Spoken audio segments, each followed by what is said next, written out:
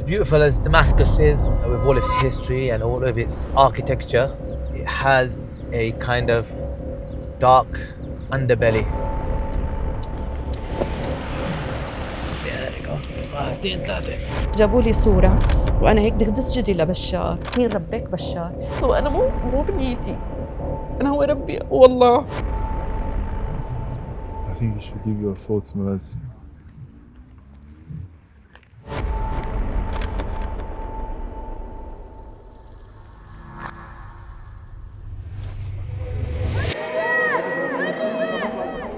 Syria, the land of honor, virtue, and giant scholars, like this one, Imam al-Nawawi, who compiled this book. It's almost in every masjid.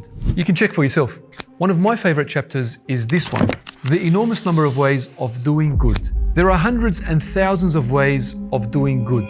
And that's what makes these guys so incredible. Launch Good. They have compiled hundreds and thousands of opportunities to do good all in one place. You can help build a water well, feed the hungry, build a masjid, help the refugees in Syria, or even help us make some amazing content, all from the same place. And this Ramadan, they are giving you the ability to schedule your donations to choose wherever you want them to go, over 30 days. You can give $5, $10, $100, whatever you want to wherever you want. It's a game changer. All you have to do is sign up from the link below. And every time one of you guys signs up, our fundraiser gets $100 to make more great content like this. Don't miss out this Ramadan and join now.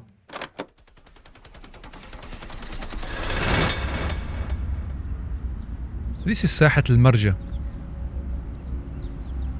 an iconic center of Damascus. Here, hundreds of families gather, not to celebrate, but for something else. So we're here in Saahat al-𝐼, and what you can see behind me is a lot of posters of people that have gone missing here in Syria. Their families have come and put notices trying to find and locate their family members. I mean, there's hundreds of posters. What a difficult thing for families not to know where their loved ones are.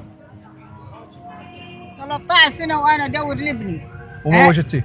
لا ميت ولا طيب ما لقيت. يا ريت نلقاه ميت، يا ريت نلقاه طيب، يا ريت بس واحد يقول إنه شغلة عليه يعني. ما في. قديش صار له مفقود؟ 8 سنين. 8 سنين. إيه. امتى آخر مرة سمعتي خبر عنه؟ أنا كنت أزوره من 8 نوبات زرته بصيدناية، بس من كان بصيدناية؟ سنتين ما زرته. من سنتين ما قدرتي تشوفيه؟ إيه منعم عنه زيارة من سنتين. Allah, her son, an English teacher, he was held in the Sednaya, in the notorious Sednaya prison. But what's so amazing about her story is that she saw footage of her son leaving the prison when the Assad regime was overthrown. But until today, she's not been able to find him. لأنه الناس طلعت فاقد الوعي خالص. طلعت ناس ما بتنعرف. بيرجع شكله متغير. لا أكل، لا شرب، عذاب كثير. فاقد الذاكرة وناس حتى نساء طبعا فاتت يعني طلعت معها أولاد. أطفال مغتصبين يعني. وحدا من المفقود يعني وجدوه ولا لا؟ ما في حدا رجع يعني قليل اللي رجع قليل. These families cling onto any atom of hope they can get, in hopes of finding their loved ones one day. There are over 120,000 people who are lost and missing. And Alhamdulillah, after the liberation, people are still have hope to find those who were unknown. They have hope with Allah. Then with the new government, they told me that we hope the new government will spare no effort to go after those criminals everywhere, every country in the world. So many faces, so many unanswered questions. So many faces, and each one has his own story. Born in 1992, missing in 2014. Born in 1981, missing in 2013. Missing since 2018, his last known location is the Sednaya prison, the notorious slaughterhouse of the previous Assad regime. Sednaya prison, a name that haunts all Syrians. So many of these stories came from there.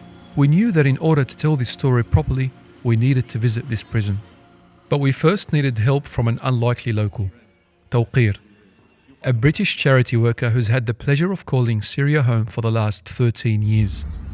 He's going to guide us through Bashar's prison. As beautiful as Damascus is, with all its history and all of its architecture, it has a kind of dark underbelly with a whole system of prisons, torture chambers, even the hospitals they use the word masalikh, like places where the skin is peeled off. So there's famous places like Kafr Souseh, Farah Palestine. There's many of these prisons that are famous. Obviously Sednaya is the one that is the most famous. The road is dizzyingly long and winding.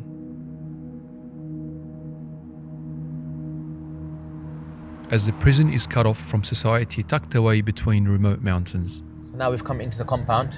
This, we had to walk up it in the middle of the night. So literally we walked from down the mountain. We couldn't even get close because there were so many thousands of people. But this is a prison, but it's also a military base. Look, you had like BMPs, armored vehicles here. This one's burnt out. It's been here for a while now. You can see the amount of checkpoints coming into the prison. They're all burnt out now. So this road is spirals all the way up this mountain, which is inside this complex.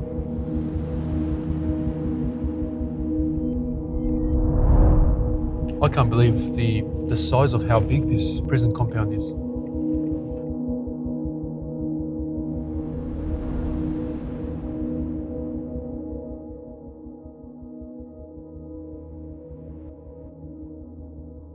We've just arrived into the Sednaya prison, the infamous Sednaya prison, where a lot of suffering took place. We want to check this place out, and subhanAllah, it's a place where just the name of this prison would send a shiver down people's spines.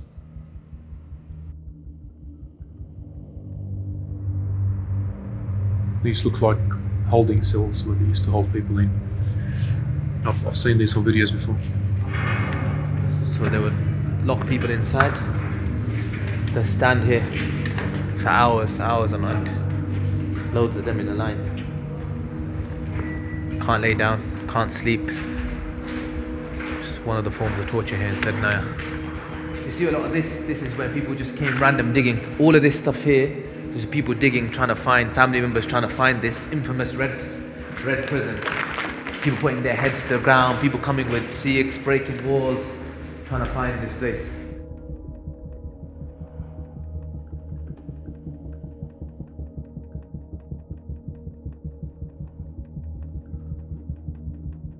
When the Assad regime was overthrown, thousands upon thousands of people came and opened up these cells and let all the prisoners out of these cells and into freedom.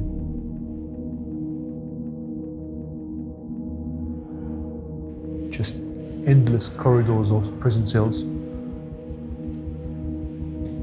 This is like communal, communal cells. Yeah. How many people would they have in at one time? In a place like this, you could expect 40 people. 40 people in a small place like this. Yeah. One toilet over there. People laying side by side. You can see people's clothes and stuff, what's left of stuff here. There's a smell, a stench. It smells like an abattoir. I can't begin to imagine the suffering that took place between these walls. We accidentally ran into a 16-year-old boy looking for any signs of his missing dad. Kid up here by himself, 16. Said, not just my dad. I was in my mum's belly when my dad was taken. And it's not just my dad, my uncle, and my dad's brother as well.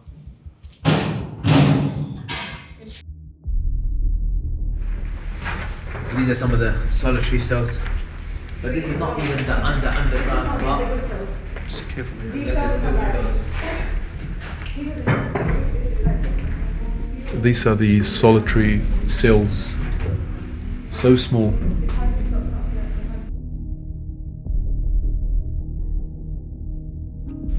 It's like they're counting the days that they're spending in here. It's probably quite difficult to know when's day and what's night when being in one of these cells.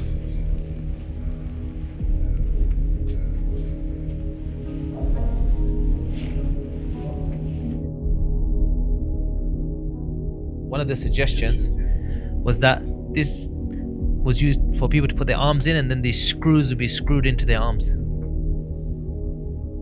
Allahu Alam. If that is or it's not, I don't know. To be honest, I'm not sure. There's a door here, but it was obviously concealed. That's why it's been smashed open. There was another wall on that side. Obviously, what it makes you think is why if you're the power in charge, why would you have a hidden prison inside a prison?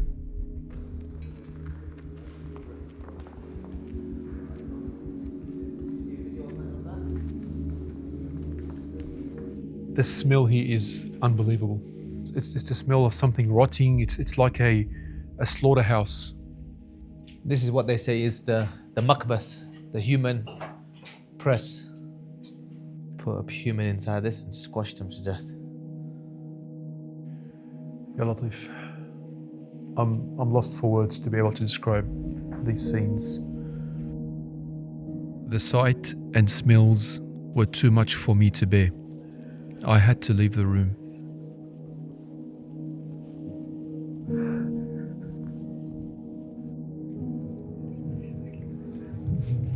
I think you should give your thoughts, Malaz.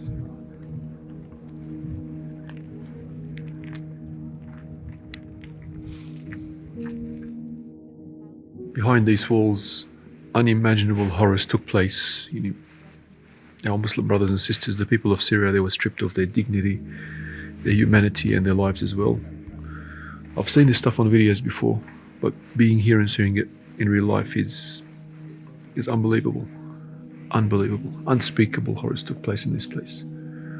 But as Muslims, as believers, we believe that Allah subhanahu wa ta'ala will hold those complicit to account and they will get their punishment on the Day of Judgment. While in Sednaya, an ex-prisoner told us about her experiences in another one of Assad's dungeons. A word of warning, what you're about to hear is incredibly disturbing. أنا بكل فخر رايحة ماني عاملة شيء، ما لا إلا بحط لي كلب شكل ورا إيدي. أنا شوف عم بحكي معك لهلا وما عم بستوعب. حط لي بعدين طماشة، أنا هون شنو بدي أقول لك؟ بلش الضرب لما تجيني أنا ما عم بستوعب. رجال يضرب مرة، هو عم يضربني أنا كانت الوحدة القوية الجبروت. فجأة شلون الغنمة هيك بمشوها، يلا أضعفنا الغنمة استسلمت. فعم بحكي والضرب عم يجي من هون والضرب لك ويلي اتألم، ويلي انه بدك تجاوبه ما بصير تلكق بالكلام، ويلك انت ما عم بتشوف حدا، ويلك مقيد، والضرب عم بيجيك من كل مكان. بالاخير عملت هيك اني قعدت على ركبي مشان احمي رجلي، احمي بطني، احمي صدري، احمي وشي، واعمل هيك وهن ضرب. The details of her torture were too graphic to say on camera. Nobody could imagine her immense pain and suffering. من ربك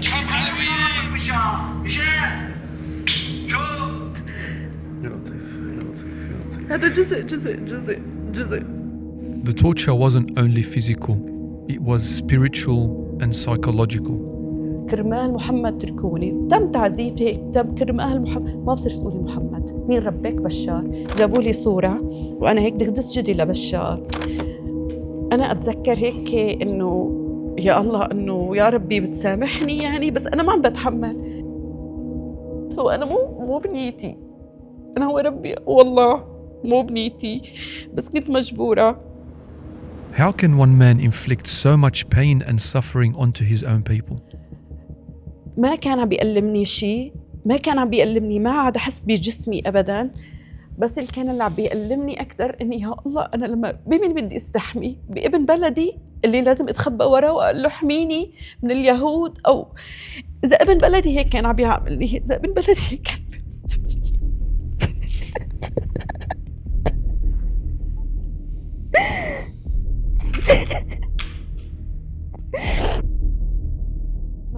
As painful as it was incredible to see how much hope she still has. ما بعرف ليش رب العالمين كتب علي الحياة مرة تانية، يمكن لأوصل رسالة أو ومضة أمل للأخوات اللي ما زالوا بأخوية السجون اللي طلعوا من بعد المعتقل، إنه في إنسانة تجاوزت هاي المحنة ووقفت على رجليها وتحدت القيد، كسرت القيد وطلعت لتثبت للعالم إنه النظام ما رح يكسرنا، لتثبت للعالم إنه نحن أحرار بأنفسنا، ما في شيء بيقيدنا. الحمد لله إنه عنا يقين بالله عز وجل. ألا أن نصر الله قريب. الحمد لله رب العالمين.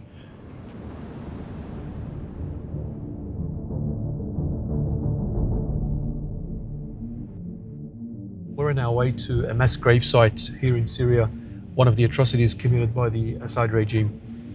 In 2019, the regime came, took all of the men of the town, forced them to dig up those graves. They brought lots of fridge container trucks, and it took 7 months, and they moved all these bodies to another site. And we came and we basically found this site. And so some of the Syrians that were with us, when they saw the site, they started opening some of those mass graves and pulling out sacks with people's names on them. Sacks of women, sacks of men, sacks of children, and all that's left is skull and bones. It's a cemetery. Well, like, is it an official cemetery? well, you take a look and see for yourself.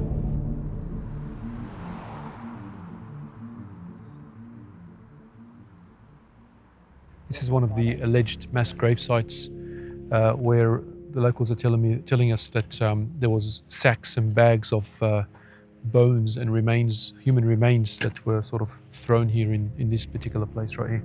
So you can see, like, each one of these had like 6-7 sacks inside it. Of body parts. Yeah, of body parts. So it was just bones. بين معك شيء؟ This is one of the uncovered mass grave sites in the outskirts of Damascus. This guy, let's see what this guy's doing. ساعدك. There we go. 1 2 3.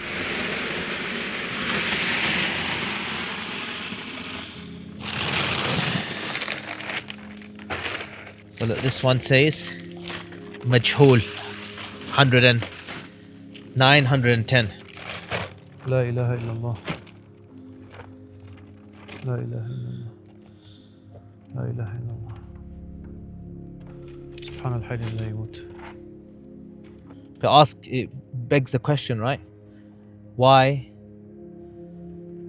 are there people's names in bones and remains in bags? And how many of these bags did you see previously? In the first one, 7, one family. The next one, about 4. The next one, I reckon that day about 20. And this is just what I'm saying. This whole place, this whole place is the same. These are just the ones that these guys opened.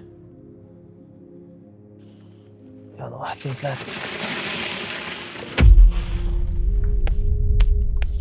There was an Italian journalist with us, and he said this is called death bureaucracy. When you're doing killing on an industrial scale, this is what happens. There has to be someone writing down names, how many people, quotas, how many people have been killed, etc., etc. So it's really, really sadistic, and it just shows the length.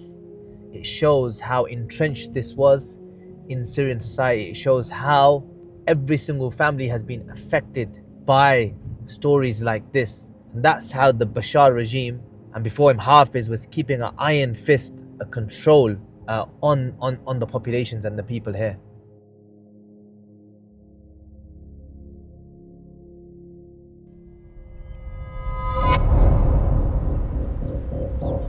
This is literally the front line of the army. You have to be very careful everywhere you walk here because of the mines that the Assad regime left here.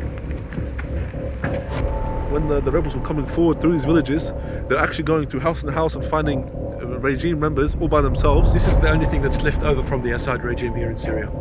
شيء مو طبيعي يعني والله ولا بالافلام الاكشن بتصير.